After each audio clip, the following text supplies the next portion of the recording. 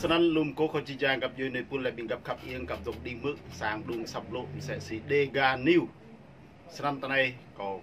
และลุมโกโคจิจางกับยูก็đọc hòng clay sẽ xí clay yuan các nhà chức trách Việt Nam tiếp tục thẩm vấn và đe dọa những người được gọi là cơ đốc nhân bất hợp pháp. Sanan Rebo Singa nhà chức trách Việt Nam như là sẽ xí đó phun bụa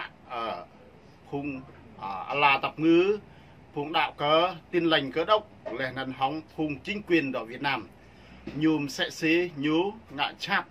như yêu mu như cầm khát Sanan Trình phun sẽ xí đạo cái idea phun như một cho phép như vậy bắt hợp pháp cầm này Nhật Bản sẽ Sanan như lo lạnh mà từ này. Nhà chức trách Việt Nam tiếp tục bắt giữ, thẩm vấn và đe dọa các Kitô hữu người thường đề ga trong kỳ nghỉ lễ vừa qua. Phạm nhảy sân rô hùng một lời đươi phùng lần la phùng cổ na như ắt đốt sẽ xì ngạn chát cả phùng đạo cơ ID phùng nạc đề ga đây sẽ xì rồi đây bị bình tên ông đây cùng bố rồi chú một đặc rồi lâu sân như nạt lăng như ngạ chát bài ở cầm này chụp sẽ sân nhiều lo lại tôi này do sự kiểm soát chặt chẽ của lực lượng an ninh Việt Nam ở Tây Nguyên. Thông tin dưới đây chỉ mới nhận được gần đây việc trấn áp cái gọi là nhà thờ tư gia không đăng ký bất hợp pháp từ lâu đã nằm trong chính sách của Việt Nam và những sự việc dưới đây chưa đầy đủ. Xin anh nhà lành ra bố sang cùng phụ đây như là ở tư gia sẽ gì nhẹ dần khó dần ca đăng ký ô không có lúc nào một tùm hơn thao hơi nhũ gì như là cái đấy như dạp cái đấy gì bắt hợp pháp sẽ gì ca công nhận ô đừng bằng suy lên như là sẽ sẵn cái chiếc lên nắn sẽ xin rưỡi bu làm tập plus pan sinh rồi đạo ai đấy bút chặt gom lại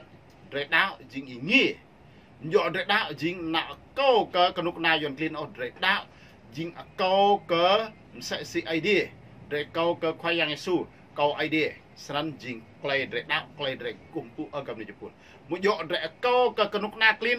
rồi ngạ hạ màu sân dính như bè đi ngược hòng luật pháp sẽ xí như bè đó luật pháp idea ngạ hạ dính câu cái nút này clean dưới sự cho phép bật đèn xanh của Kanuk Naklin sân rề tí đạo rề cung phụ ở cầm này chụp bịa ta bi nhu xí ngạ Kanuk Naklin lepo nhu nhu dính idea hệ rề câu cái nhu mà nhỏ nhu dính nặng nuôi sân dính Kanuk Naklin ngạ chát bài cái rề cầm hạ rề một rề đạo sẽ sân tình như nó lạnh mà nếu đàn áp này sẽ ảnh hưởng đến những người theo đạo Thiên Chúa tại nhiều làng ở Tây Nguyên. Năm sự cố được báo cáo dưới đây sân như là lưu bom sẽ xí buồn sang tệ là tập ngư do các lãnh đạo này dình nhiều ảnh hưởng nhiều chat sân tình vụ này như này 15 người thường theo dõi theo đạo Phạm nhảy Thiên Chúa liệt kê dưới đây đều đến từ làng Play Rbai, xã Ea Pier, huyện Ea Sol, tỉnh Gia Lai, thành phố Pleiku.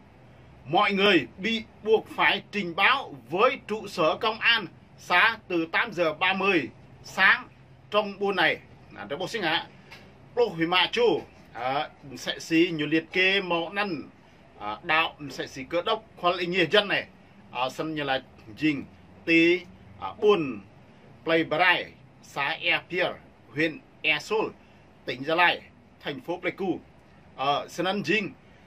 nhu sẽ xí nhu buộc bề ngạ hạ hơn đã hóng sáng sạ sẽ xí tí như bè tỉnh Gia Lai nè đó xã huyện Ea Sol Ea Pier huyện xã Ea Pier huyện Ea Sol đó bồm sẽ sân ăn dình làm plo hay mai chỗ này dình anh ăn phung amai đây phung con nút na clean cầm hạ ngạ chặt bài rồi bốc sinh á nhú màu bray rồi đạo cái idea sân tơ ra đạo sinh á bray kỵ hạ bray cầu cái nhu là nên dưới sự cho phép của Đảng Cộng sản Việt Nam sân có đầy dình đình công vụ lý đạo cái để sân dình bộ một màu dọ rạm phèn hong còn nút na dọ clean Việt Nam là plak vạc bút chặt gom ô làm tập plus pan có tuom lại lùm lỡ ý nghĩa giác lại dạng đạo màu cầm khác màu ăn ô đạo này tú đạo thì tú bịa ta xin ngạ này rồi bố còn nút na clean Việt Nam thì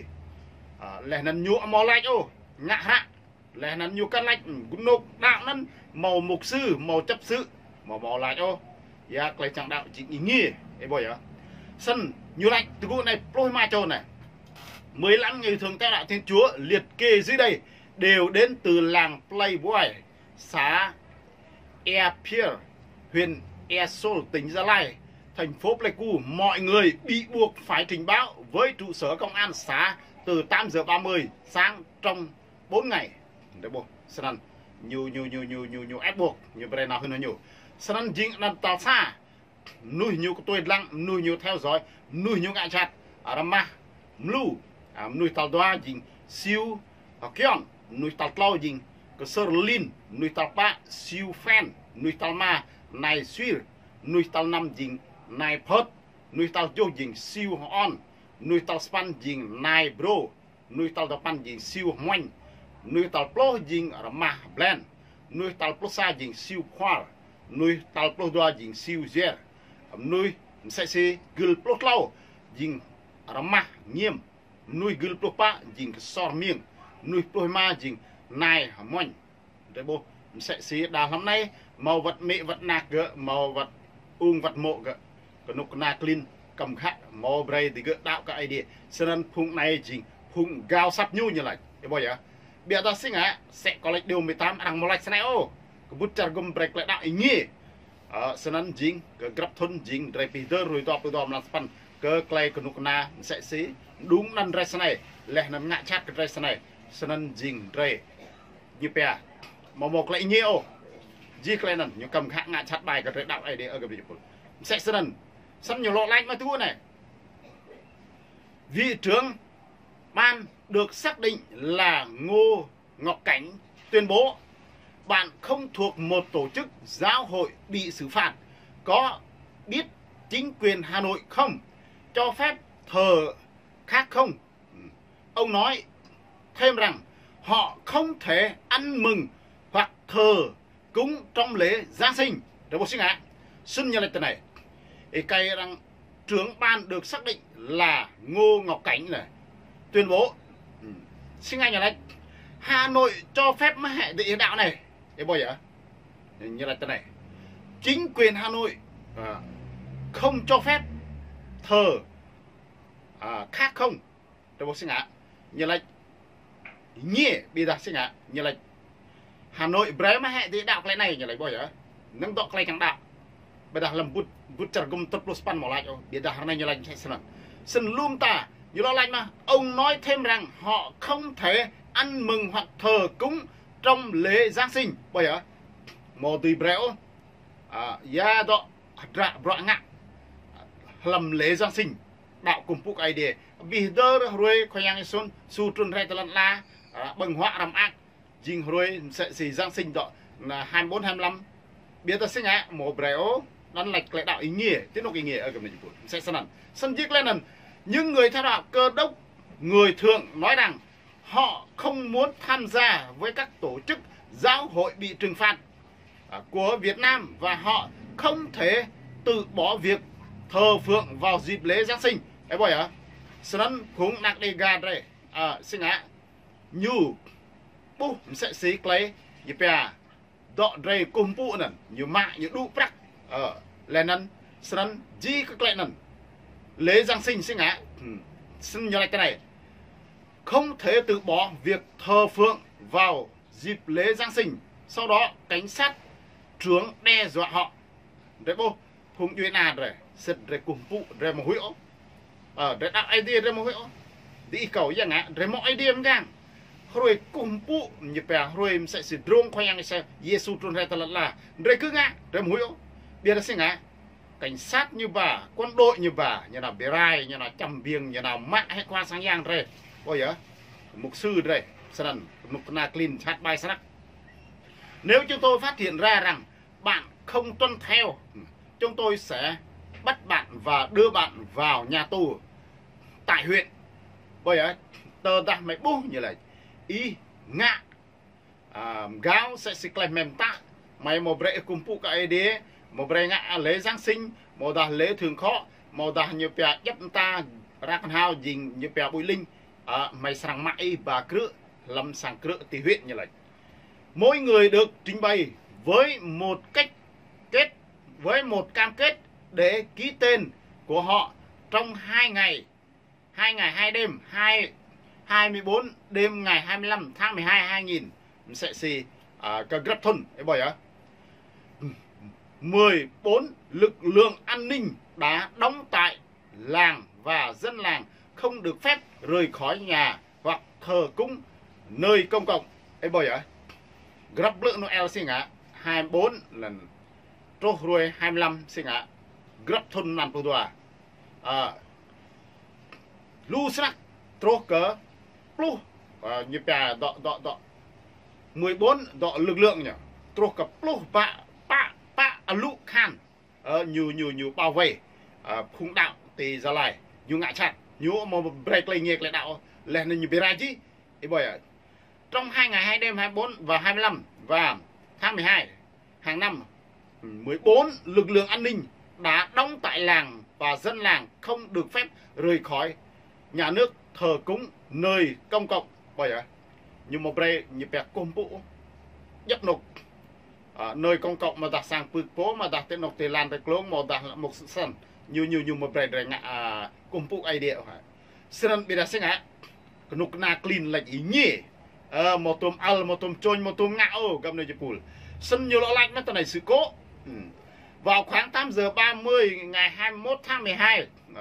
sân Dình các grab thôn 14 người theo đạo Thiên Chúa đã bị bắt giữ tại 3 làng ở xã Lemron để thẩm vấn bởi các quan chức an ninh. 14 cơ đốc nhân được liên kết dưới đây nhiều lo lạnh mà 14 cơ đốc nhân được liên kết dưới đây sân Dình rồi bộ sinh á tao này Rosa Dình nay mun quê ở làng Play Rengol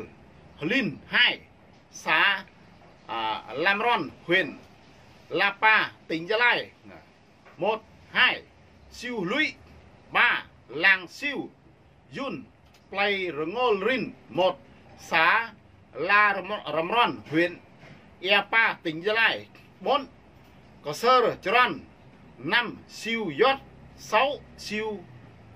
Cung 7 Siêu Le 8 Siêu The 9 Rama Jin 10 Siêu Đốt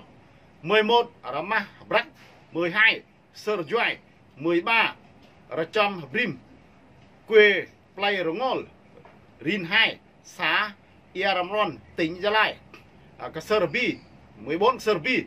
để bộ sinh ạ Sơn Dình sự cố nhà lệch hùng gỡ Dình sẽ si đạo cái AD Sơn dọ rồi nâng rồi đà Noel màu đà sinh ạ rồi như bè đọ bùi linh màu đà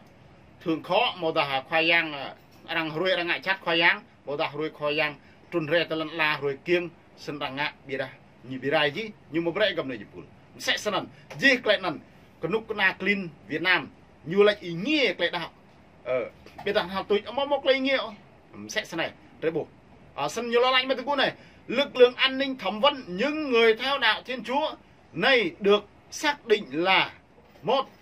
bây giờ nhiều ngại chặt nhiều xác định như là Lipo này nằm gỡ Vân Đình Nhô 2 của Sơ Mer an ninh bây giờ phung đọ như vậy sau prát phung con nó nạc linh này phung an ninh thì nhớ này 3 R.O. Bút 4 Nguyễn Văn Duy 5 Trâm Khoa 6 của Sơ Thuật 7 cảnh sát này 7 này chưa xác định được cán bộ bây giờ thì nhiều chút pancho plocho nhiều cặp cái tôi lăng nặng đây gà đạo cái kì phùng này ra giàu phùng này Dình sẽ xì cái tôi ngại chặtกับphùng rầy đam sẽ xì màu Việt Nam đây biết không nhu là nằm ta yuan nhu rồi mà lại sân như thầu gì sẽ si như bé đọ khoai yang sùn rồi bu lu đọ cho bình kana jing sẽ cho pol her khoai yang sùn sẽ sân mà này yuan clean tục virai yuan an đây làm nên nhiều màu đề đây jirai đây biết thôi yuan mau thầu gầm ô giá độ bọt rằng ở gầm này pol lẽ snack